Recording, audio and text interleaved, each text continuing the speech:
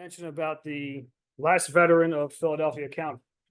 And as Philadelphia likes to have its colorful personalities in sports and politics, he's no different. So on April the 6th, the same day as Grand Army Day, decided to challenge Adolf Hitler to a fight. And you can see the quote right there. Ready to fight Adolf Hitler anytime, any style, anywhere. I'm ready to pick up a gun tomorrow, fight to keep the American flag flying. I pick up a cannon. I believe in standing up for our rights. America asks no help off anybody. And he always stood on her own 2 feet. Hitler's a bag of wind. I've got no use for him.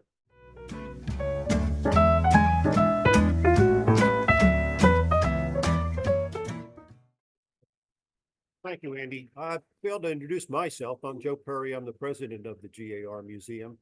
And I'm again welcoming everyone here today because we have a great turnout, beautiful weather.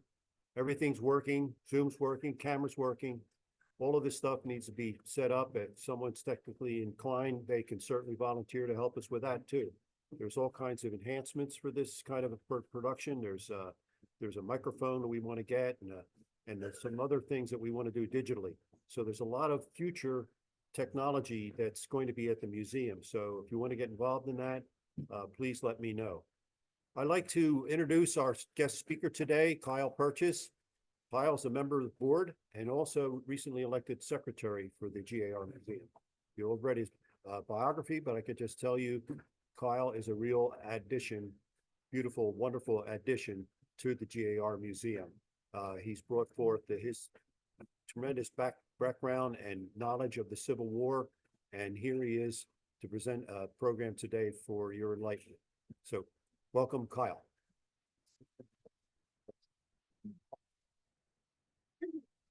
Thank you so much. I appreciate the warm welcome. Appreciate the compliments, Joe. And I was actually, before we get started, I was actually telling one of our board members here, Walt Lafty, and I said that today is actually very fitting for April the 7th because yesterday was April the 6th, and that was Grand Army Day, which is the anniversary of the founding of the Grand Army of the Republic.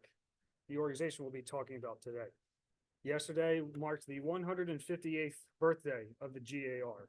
And my organization, which I'll get to a little bit later in the presentation, the Sons of Union Veterans of the Civil War, was one of the legal successors to the GAR. And their birthday is on November the 12th, and they were founded in 1881. So before we get started, I'm going to share the screen so you can see the PowerPoint, which would be helpful. So let's go ahead and do that. All right. We got the slideshow. We got the beginning. Here we go. Okay. Nice. All right. So actually, the title slide I have right here, and you might have seen my bio already. I'm with the Grand Army Republic Civil War Museum and Library. I act as the secretary. I'm actually a member of 2 camps of the Sons of Union Veterans of the Civil War. I serve as one of the camp council as camp council and patriotic instructor for Baker Fisher Camp 101. And I was probably the newest member of General John F. Hartranft Camp number 15 out in Harrisburg because I just recently relocated out to Harrisburg. And I also am a member of the Bucks County Civil War Roundtable Museum and Library. And actually starting with the title slide, that is actually a photograph of school children at the National Encampment of Philadelphia in 1899. And they all had different colored like cardboard to hold up, and it's spelled GAR. And it's kind of hard to see where the word organization is. There's a banner that has the GAR badge, which I'll get into a little bit later on. So what was the GAR? So I'd already mentioned it was founded on April the 6th of 1866, 158 years ago today. And it was a Union Veterans organization that was created by the veterans after the Civil War. It was founded by 2 individuals, Dr. Benjamin F. Stevenson and Reverend William J. Rutledge, both of whom were concerned that after the war was over, they were concerned with the well-being of the men and some women who were coming home back to their communities, try to adapt to their normal life. But if you have to keep in mind, there was no other veterans organizations that was advocating for veterans issues at the time like we have today. There was no American Legion, no Veterans of Foreign Wars, no United States Department of Veterans Affairs. There were no groups like that. Yet there was the Society of the Cincinnati, which was open to officers of the American Revolution of the Continental Army. And there was also MOLLIS, Military Order of the Loyal Legion of the United States, which is still active today. And to be eligible to be a member of the GAR, you had to be recommended membership and you had to be honorably discharged. Not every Union soldier was automatically a member. You had to be recommended membership or you would request to join your local post, which I'll get into what posts were at the time. And oh, one more thing, it was actually dissolved on August the 2nd of 1956 because that was the death of the last active member, and that was Albert Henry Wilson, who passed away at his home in Duluth, Minnesota, and he's believed between the age of 106 and 109. And he was the last surviving member of the GAR.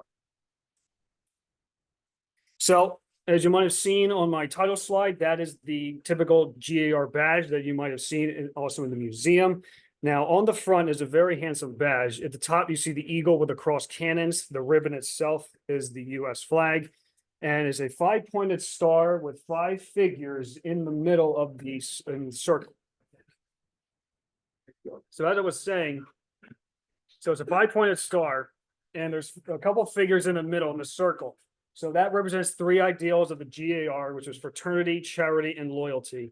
The soldier and sailor that are clasping hands or shaking hands, that is fraternity, for brotherhood.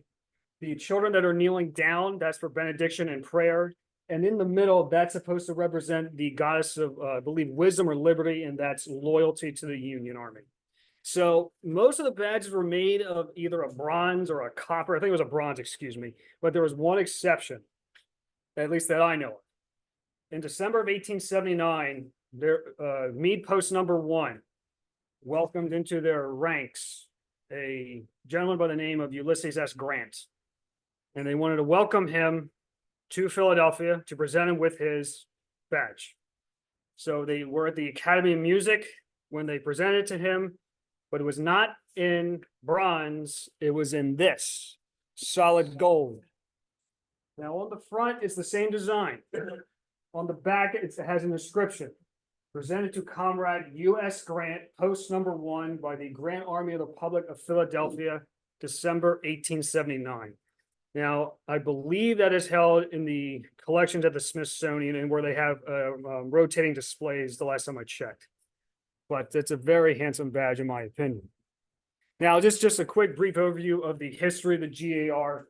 So the first person to really write an overall first comprehensive history in a book was a man by the name of Robert Burns Beath, who had a very illustrious service during the Civil War, served in many regiments, including a USCT regiment towards the end of his career. And he actually had a leg amputated because of his wounds. Now, membership was at its peak in the 1890s with over 400,000 members, active members, that is. And the GAR was one of the first organizations to racially integrate the members. It welcomed both white and black members.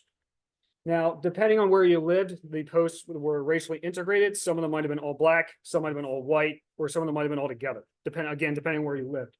Now, I mentioned a gentleman by the name of Robert A. Pinn there, and he was a member of a USCT regiment who was a recipient of the Medal of Honor. But what I found interesting was that he was elected to post commander out in Ohio of a predominantly white post, which is one of the very few instances that happened.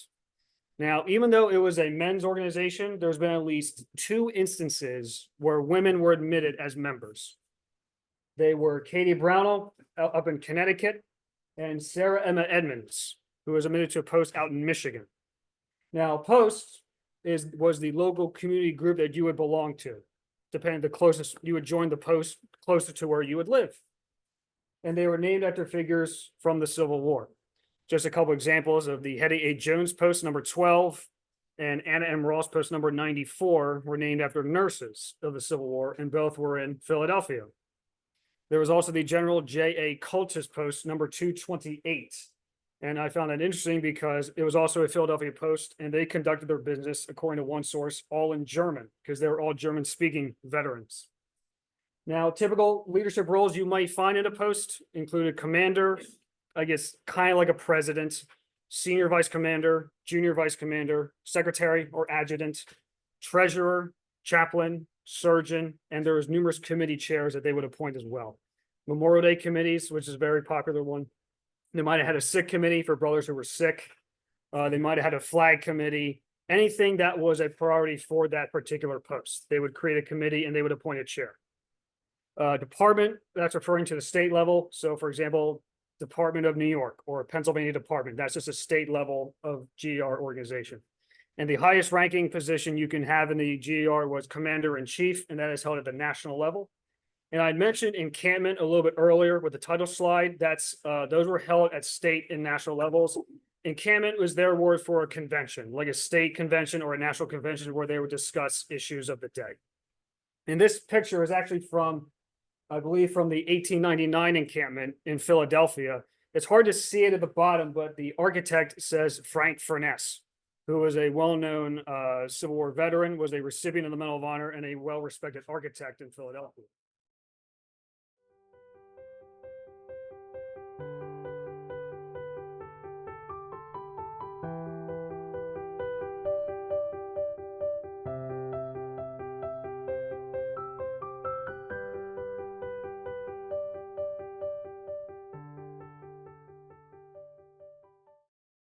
So this just breaks down the three ideals a little bit more, or examples of what fraternity meant, what charity meant, and what loyalty was.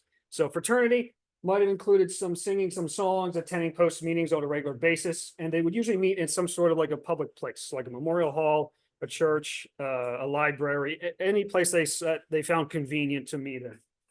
And sometimes they would put their stories in the National Tribune, which was the newspaper that they relied to tell their stories in.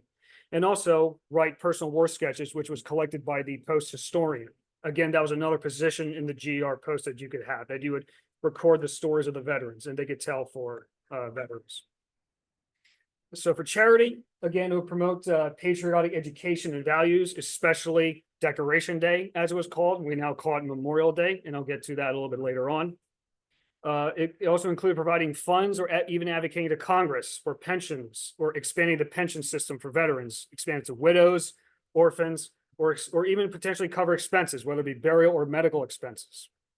And with that influence, the GR became one of the political powerhouses of American politics in the 1880s and 1890s. And particularly with Republican politics, because the GR helped elect 5 Republican presidents, and I'll show them a little bit later on. And other than, along with charity, they also helped to promote and open soldiers and orphans homes as well. Again, there was no U.S. Department of Veterans Affairs, no other American or no other veterans issues groups that could, provide for this. And just one example of a school that was named after the GAR.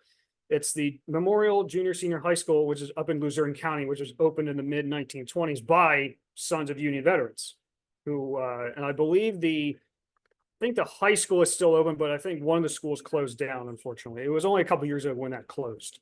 And then for loyalty, they would provide funds for monuments and create preservations of Civil War relics and dedicate memorials of these monuments at various battlefields. And there's some books that I think the museum has copies of, for example, Pennsylvania at Gettysburg, Pennsylvania at Antietam.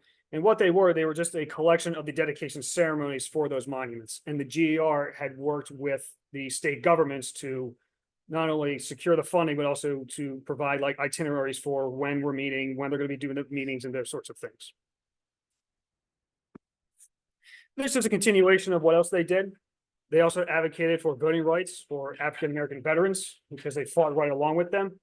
And one of their slogans was, "Let our ballots secure what our bullets have won." It was a very powerful statement, trying to secure the African-Americans' right to vote right after the Civil War. And I kind of mentioned a little bit earlier with monument dedications, they also assisted with reunions at Gettysburg on the 25th, 50th, and 75th anniversaries, particularly the 1913 reunion at Gettysburg. But what I also found interesting was that in 1915, there was a controversial film called The Birth of a Nation, which was based on a novel called The Klansman, which was spelled with a C, not the K, but, not like that makes any difference. But nevertheless, I found that some members of the GR openly criticized the screening of the film and what it portrayed. So you have the commander-in-chief of the Sons of Union Veterans, my organization, I think it was A.E.B. Stevens, spoke to GR members out in Iowa, along with Sons of Union Veterans, talking about the states of Kansas and Ohio banning the showing of the film, apparently with a lot of rapturous applause from the crowd. In Indiana, a gentleman named Milton Garrigus called The Film Was Written by a Prejudiced Southerner. At the Department of Potomac, or in Washington, D.C., both African American and white members in unison expressed disdain for the film, in which they adopted a resolution unanimously, which said in part, "The Birth of a Nation distorts all history, holds up to praise men guilty of the cruelest and most cowardly persecution of the lately enfranchised race, and slanders men and leaders who save the nation's life at infinite cost to themselves." Very powerful statement, given that it was a unanimous statement, and also how they felt about the film. And lastly, the quote from Michigan Post member George Rabb of the 4th Michigan Cavalry, calling the film historically misleading and an absolute insult to every one of us here. Now, I had mentioned earlier that the GAR became a political powerhouse of the 1880s and 1890s, and it helped elect 5 U.S. presidents, and these were the 5, with Ulysses S. Grant being one of them, because I mentioned earlier that he was a member of Meade Post number 1, excuse me. Rutherford B. Hayes, James A. Garfield, Benjamin Harrison, and William McKinley. Now, interestingly, Hayes and McKinley during the Civil War were in the same regiment together. Hayes was the commanding officer, and he was wounded at South Mountain. And McKinley at the time was a commissary sergeant. He was the food guy. If you ever visit the Antietam battlefield, McKinley has a massive monument dedicated to him. It was dedicated in 1901 after his assassination by Leon Czolgosz. Now, I mentioned earlier about Memorial Day, or at the time it was called Decoration Day, and the commander-in-chief at the time was John Alexander Logan, who was what we called a political general because he did not have the typical military training that many other officers did. He did not go to West Point like other ones did. And as Andy Wassey kind of mentioned before I started here, talking about all as a military training exercises during the Mexican-American War, Logan was not part of that group. Logan was a politician prior to the war, and he was also a politician after the war. His nickname was Blackjack due to his dark complexion, his hair, his mustache, and his eyes. You know, like a very creative nickname, obviously. He did serve in the Illinois State House prior to the war, and then after the war, he served in the U.S. House and Senate, and also became the vice presidential nominee for the Republicans in 1884. But by the time he issued General Order Number 11 on May the 5th of 1868, that was what became, or the start of the tradition of Decoration Day, of decorating the flowers on the graves of the veterans in cemeteries. Basically, you would take a little flower petal and you would say, "To their honor," and you would hence dedicate their grave. You would decorate their grave, hence Decoration Day. And now Martha Kimball was believed to be involved with creating this holiday as well. She was a philanthropist and volunteer nurse, and she's actually buried in West Laurel Hill Cemetery, which is not too far from here, or Laurel Hill West, as they kind of changed the name a little bit. And she was given military honors by local posts here in Philadelphia. And this is a picture of her grave at Laurel Hill West. It's under a humongous tree there. And that's the inscription on the flat marker there. The originator of Memorial Day, inspired Memorial Day, Civil War volunteer nurse, the soldier's friend. And what I found kind of interesting was not too far from her grave, if you go to the left, is the grave of Anna Jarvis, who was the founder of Mother's Day. Only 100, 200 feet from each other, and they're also in the same month. So both are just around the corner holiday-wise. And before I talk about, these are my organization and the women's organizations, the final national encampment for the GAR was in 1949. At the time, there were 16 members who were still alive, but 6 had enough strength to make the trip. And this is a picture of them, seems to be sitting in a living room in Indianapolis, Indiana. And starting on the left to the right, you have Theodore Penland, who is the last surviving commander-in-chief. Next to him is Charles Chappell. Next to him is Albert Henry Wilson, who was the last surviving GAR veteran. Next to him is Joseph Clovis. I believe that's how you pronounce his last name. I apologize if it is not. And he's believed to be the last surviving African-American veteran, who is nicknamed Uncle Joe. And to him is Robert Barrett. And the one sitting in his wheelchair is James Albert Hard, who is considered to be the last veteran to see combat. He saw action at Chancellorsville and I believe Second Bull Run or Fredericksburg. Now, so now we're going to talk a little bit about the subsequent organizations that continue the work of the GAR in forms of patriotic education, holidays such as Memorial Day ceremonies, and other potential events that apply to the local camps. So the Sons of Union Veterans, as I mentioned earlier, was founded in 1881. It was supposed to be a cadet reserve corps for the GAR to help out the GAR veterans with their programs. And the GAR members refer to themselves as comrades. We refer to ourselves as brothers. And we actually have some brothers here in attendance in person and on Zoom. So I appreciate their support of them coming. Just to quickly point them out, we have Brother Brian Sigmund, who is a member of Francine Camp over in New Jersey. Brother Walt Lafty, who is a member of Baker Fisher Camp with me. Brother Joe Perry, who is in the back there. And I believe we have Brother Rob Clare, who is on Zoom. And of course, Brother Andy Waskey. Past camp commander. Past camp commander. So we have very great representation here and also on Zoom. We always appreciate their support. Now, I'm not reading like word for word on this because it's very text heavy, but this is taken directly from the website, on the Sons website. But there are two ways to become members of the Sons. You could have hereditary membership, which means you have an ancestor who fought in the Civil War, like I did. They were on my father's side. They fought in the 90th Pennsylvania, or two of them did, and one of them fought with the 9th Pennsylvania. It was a 3-month regiment in the very beginning of the war. And there's also an associate membership where you don't have the hereditary requirement, but if you're interested in Civil War history and preservation and Memorial Day services, you can join that way. You can reach out to your local camp as well. And there are just some examples I list of activities that the Sons do. I had already mentioned about Memorial Day ceremonies. Again, we still decorate their graves as they did back in the 1860s with Decoration Day. We place their flags maybe a week or two prior to Memorial Day to make sure that every veteran has a flag at their grave. And sometimes we perform duties of honor guards where we fire volleys over the graves. And also, they want to make it clear that the Sons are not a reenacting group, but yet we have members who reenact. So they kind of overcross each other because sometimes when people see us in uniforms, people might assume we're automatically reenactor, which is not necessarily the case. But we do have members who do reenact. Sometimes camps might do cemetery cleanups if the cemetery is in really bad shape. They could help pick up weeds, branches that might have fallen from a tree, all kinds of stuff like that. There's also the Remembrance Day Parade in Gettysburg, which is going to be this upcoming November. And it's on the anniversary of when President Lincoln gave the Gettysburg Address. And it's a whole big parade down on the street in Gettysburg. It's a really great time to connect with other camps and other groups who have the same passion that you do. Other projects like the Sons do include the last veteran ceremonies, where we honor the last veteran to pass away in every county in Pennsylvania. And Pennsylvania has 67 counties, and Philadelphia's, which I'll get to at the very end of the presentation, was William Jackaway, who had a lot of family fighting the war as well. And we do a separate service for them as well.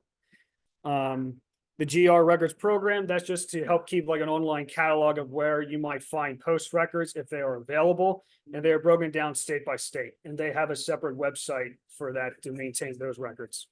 And the Sons also have a scholarship program with the ROTC and JROTC and Eagle Scouts.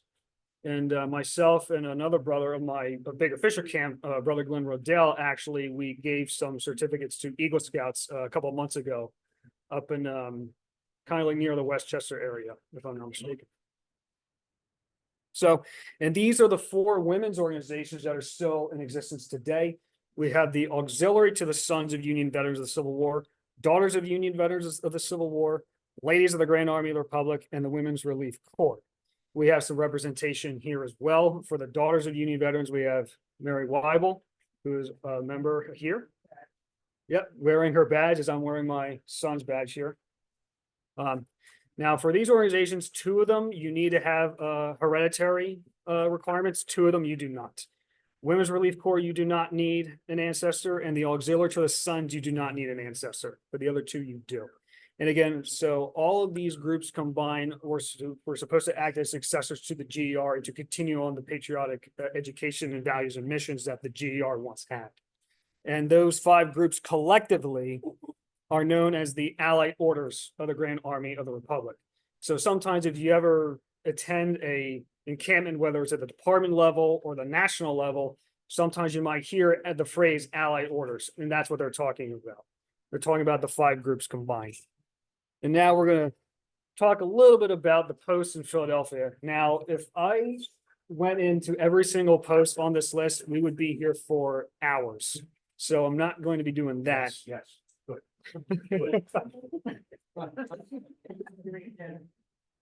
Yeah, it might be a little bit late for that. But I mentioned earlier, National Encampment was held in Philadelphia 3 times, 1868.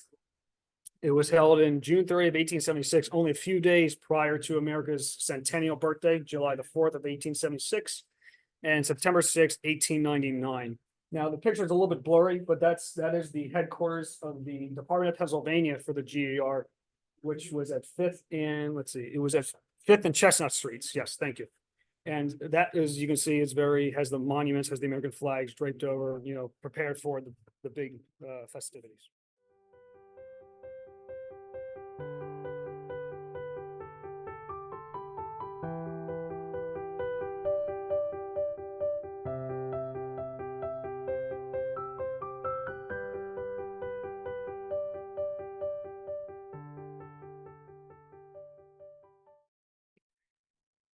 That's just another one of the headquarters for the Pennsylvania Department or Department of Pennsylvania at the State House in Philadelphia. And these are just some examples of monument dedications that I'd mentioned of some of the things that the GR was involved with. So what I have here was that it was determined at the encampment in 1882.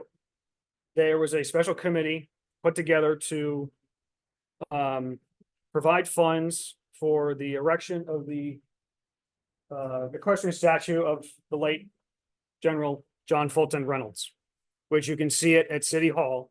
It could be difficult to see because of all the traffic that's going in and around City Hall. But it was dedicated September of 1884. And the governor of Pennsylvania during the Civil War, Andrew Curtin, was in attendance, as well the mayor at the time. And if you can imagine, now the next slide is a picture of the dedication ceremony of General Reynolds' statue. You can imagine the traffic there now, but back then, that was all the people. And this is not photoshopped or anything like that. That is the dedication of Reynolds' statue, because you can only imagine it's kind of hard nowadays to just stand there and look at the beauty of the statue, because again, you got all the traffic going, you got like events happening there. So it's kind of hard to just stop and look at it. But yes, that was in 1884.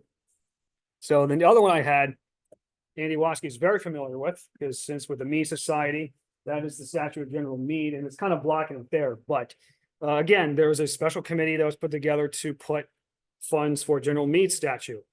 Colonel Maurice Fagan, Robert Burns Beath, again, who wrote the first history of the GAR, and Captain John Taylor, all 3 from Philadelphia Post.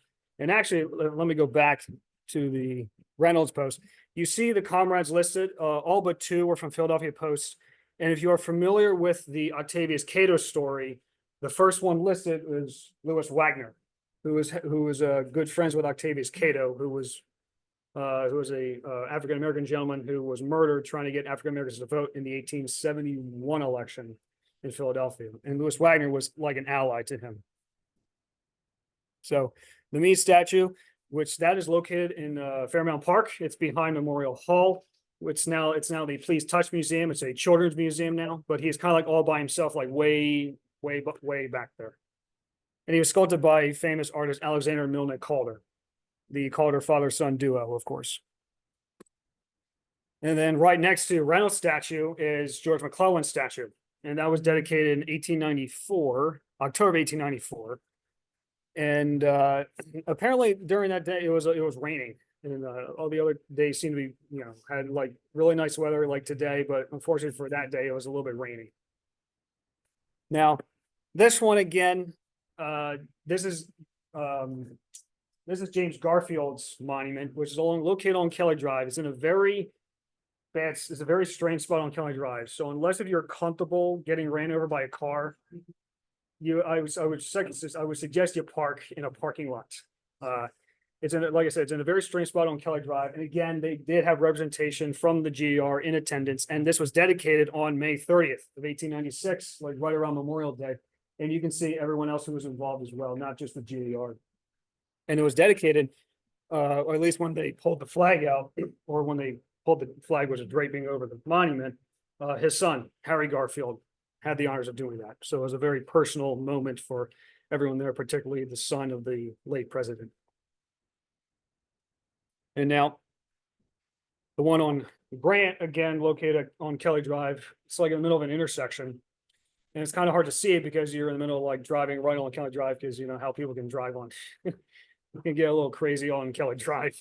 I found this interesting because it lists the post commanders who were in attendance when they marched down on Kelly Drive for his dedication, for his monument dedication.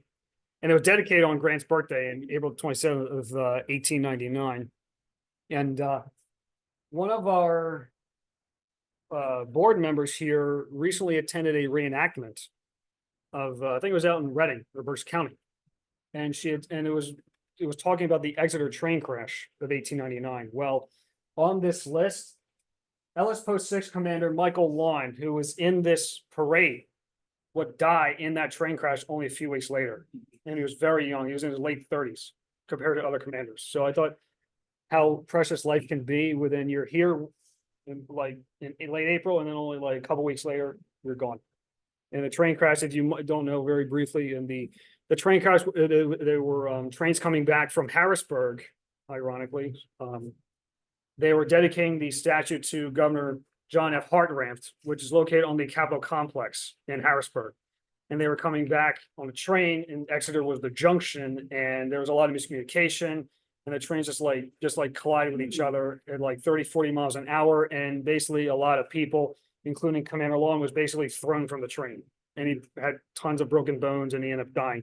Also on that train accident was the junior vice commander of post number 6. And he was thought to have died, but miraculously he survived, and he ended up becoming the post commander, according to newspapers of that time. So that's just like a newspaper from the Philadelphia Times showing the elaborative setup in preparation of revealing the statue to Grant with the American flag draped over it. And it says that President McKinley was there. And again, this was only 2 years prior to McKinley's assassination. So again, just keep in mind like how precious life can be, make every moment count, right? And so they had the parade of sailors, guardsmen, and veterans reviewed by the chief executive, the president of the United States there. Now, if you ever take a trip to Independence Hall, and when you have some free time prior to them letting you in, look for the statue of George Washington. He's kind of standing on his like a little pedestal. He's like holding it like a cane or something. Might be a sword. If you look directly to his right, you will see the plaque that was dedicated by Post 2. And that was where Lincoln stood when he had as president-elect. And he was in Independence Hall in Philadelphia. And that's the photograph of him in Philadelphia.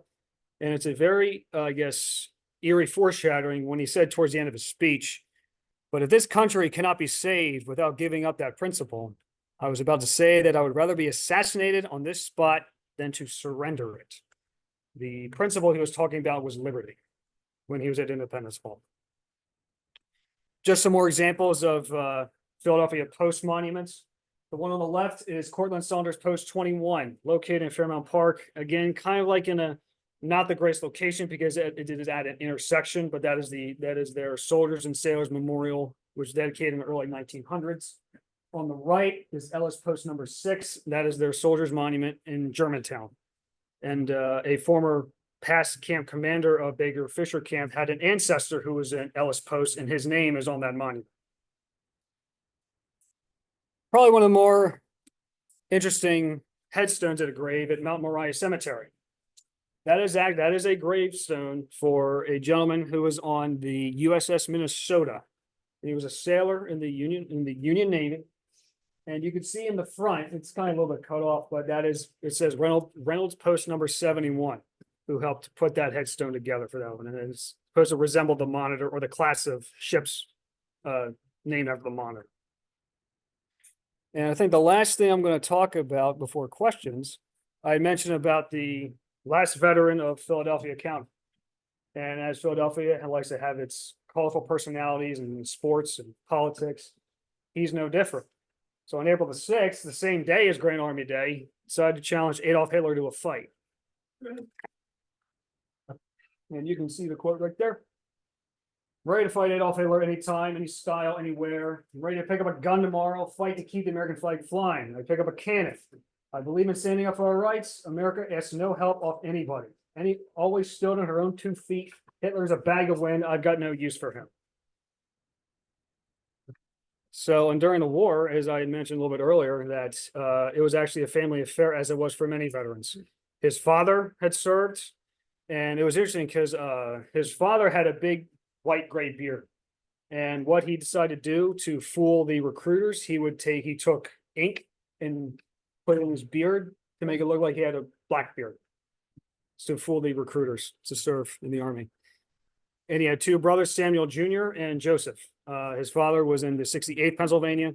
Samuel Jr. was in the 90th. And along with his brother Joseph, they were in the 72nd Pennsylvania, the fire zouaves. And they have a monument like right along the angle at Gettysburg, if you've ever been to the Gettysburg battlefield. And was a member of Bernie Post number 63. And he is buried in Northwood Cemetery, just like a little bit north, or like in North Philadelphia, north of the city. So I believe I am at the end of my presentation, so and these are all the sources I had. So I am welcome to any questions, concerns. But again, I appreciate you all coming out here.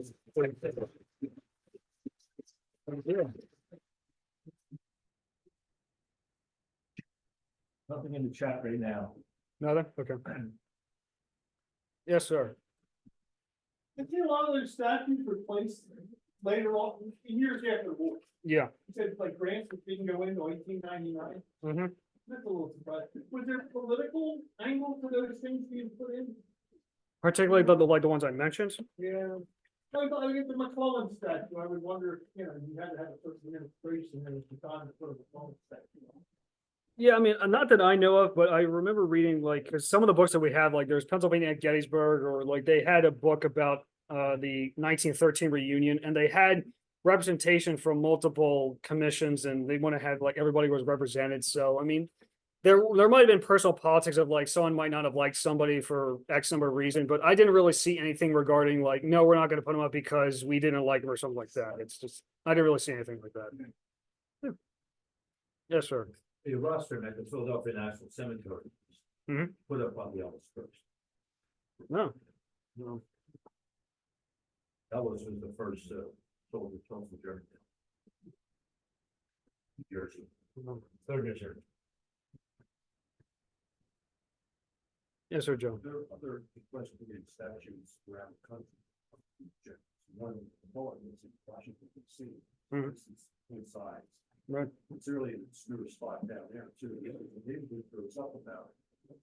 Try to preserve it for future. Right. It is, yeah, and Sure, it's down there in the middle of the circle. Yep. To the leisure of the sea. Placement of these is interesting because in those days, Fairmount Park was more of a parish rock. Mhm. Slower traffic, pedestrian traffic, boats going down the river. So the spots were chosen for views. Yep. Like the cowboy sitting in Fairmount Park. Yep.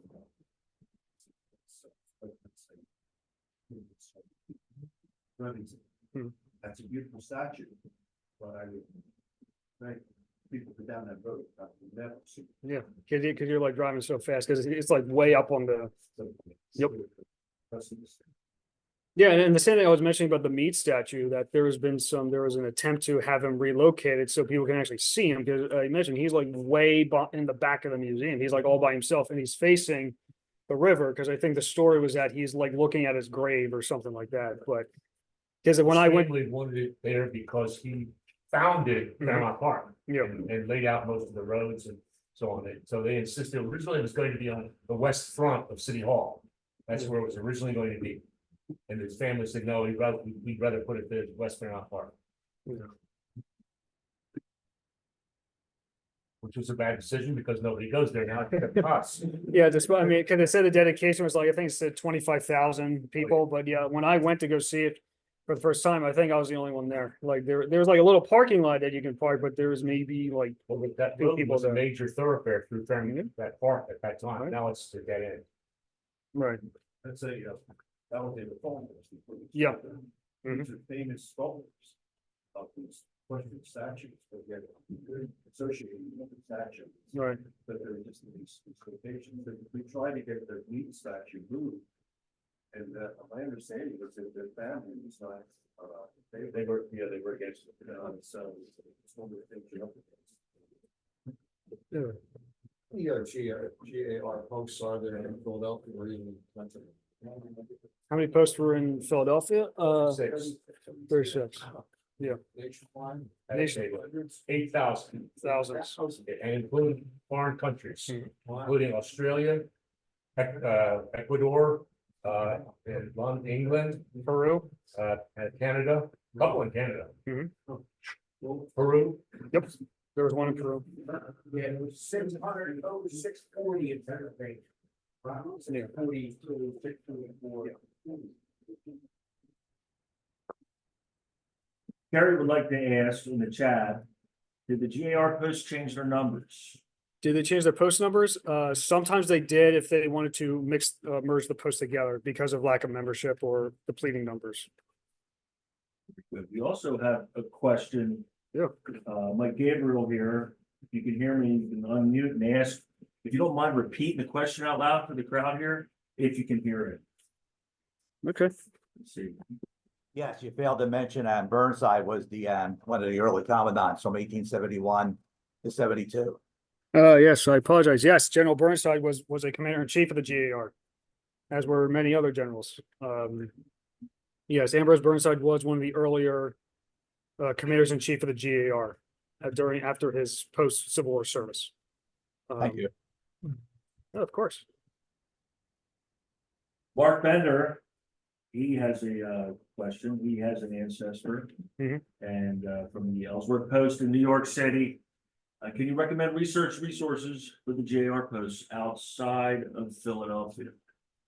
Yeah, so the Sons, like I said, they have a website called the GAR Records Program, and they break it down state by state. And so if you look on New York's page there, you can click on the state and it will have a list of the posts in New York. And you look for that post that your ancestor was in, and you can see if that website has any links or information. Because it might be a historical society, it could be a museum like this that might have something that they might have on file. They might have a personal war sketchbook, they might have muster rolls, they might have some information regarding your ancestor if he was in that post. And they might have like certain years as well, so. Because sometimes the records that they're able to hold or they can find are kind of sporadic at times. I was thinking about, I got curious one day, just on some of the names of the GAR places. And I looked up Portland Sanders, I wondered who the hell was Portland Sanders? And when I found out was he was a captain in the, I forget what rank he was, 118 118. on exchange. He was killed at Antietam. And Shepherdstown. Shepherdstown? Shepherdstown, yeah. 2 days after. Yeah, that makes more sense. But the thing was that they named the post after him, but also his father was a Presbyterian minister Yeah. out in West Philadelphia, and in memory of his son, he raised money for that hospital. Mhm. And gave land for the hospital, and that hospital is Presbyterian hospital, still at home. Now, reading David McCullough's book, Greater Journey, Americans in Paris. And he did mention the Civil War in that book, and he said between the ages of men between the ages of 18 and 34 in Philadelphia, half of them served in the army. I just thought I would tell you, when we inherited or taking on the legacy of the GAR, this museum, these are the veterans, participants in the Civil War that we are honoring and trying to bring forward their memory, the details of their life. Yeah. And that's what we're about. Yeah, I think the phrase is to keep green, as they say, to keep green the memory of the soldiers. Yes. Do you have representation from the daughters today? You mentioned earlier about membership being lineage. Mhm. And it has to be all female lineage. So like, in my family, like I mean, 3 weeks ago, talking to a cousin about this, and if they'd be eligible. Now, our Civil War veterans, they've got, let me just put it this way, our great grandfather would be a broken lineage then, so because he was male, they wouldn't be eligible. No, for the daughters, Yes, yeah, it's a lineage society, so it has to be a grandfather, yes, okay? so, And, it's different than the men. The men, will allow entry even though it's not direct lineage. mhm, Now, if you happen to have a cousin or an uncle, there's an organization called the Ladies Grand Army of the Republic. okay, And you can be accepted into that, but for the daughters, you have to be an actual granddaughter. okay, they are granddaughters, okay, because think of the way I heard it was the veteran and his daughters following that, so daughter, granddaughter, Right. great granddaughter. Right, exactly. Okay, so since we, they have a male that kind of breaks that female line, they wouldn't be eligible. No, the male that breaks the female line. Yeah, so you have the veteran, and then you have his daughter, and then the veteran's daughter had a son. And then from that grandson down is all female. So that they wouldn't be eligible. So that's a good question, yeah, you mentioned that, I'll have to check. Okay. into that. I'll get your name and Okay. information. And look into that. All right. Cool. Yeah, I mean, I was just down in Florida just talking about this like 3 weeks ago, and it's funny that came up, so. All right, I don't think that would affect it because. Yeah, they would qualify. I would think so, right, Okay. because let me put it this way, all right, let me give you my lineage, I'm trying to see, so it's my 2 times great grandfather. Mhm. And for our age group, that's generally what it is, either a great grandfather or a great great grandfather. So I'm thinking Thomas, and then through his daughter Hannah. And then through. Yeah, it was the old quarters for me, which just happened to me, but I think there could be that breaking between, because it doesn't change the fact that I am still a great great granddaughter Oh, that's better. of that veteran, exactly, yeah, so whether it goes to, granny and then grandpa and this, that, Yeah. but I'll definitely help you out. All right, that's great. Yeah, I just didn't want to lead them down a path that they Sure. aren't eligible. So, Okay, great, thank you. you're welcome. We're good on the chat. All right. No more questions. Another question? Yeah, I appreciate you all coming today and. Yeah, I think. Yeah,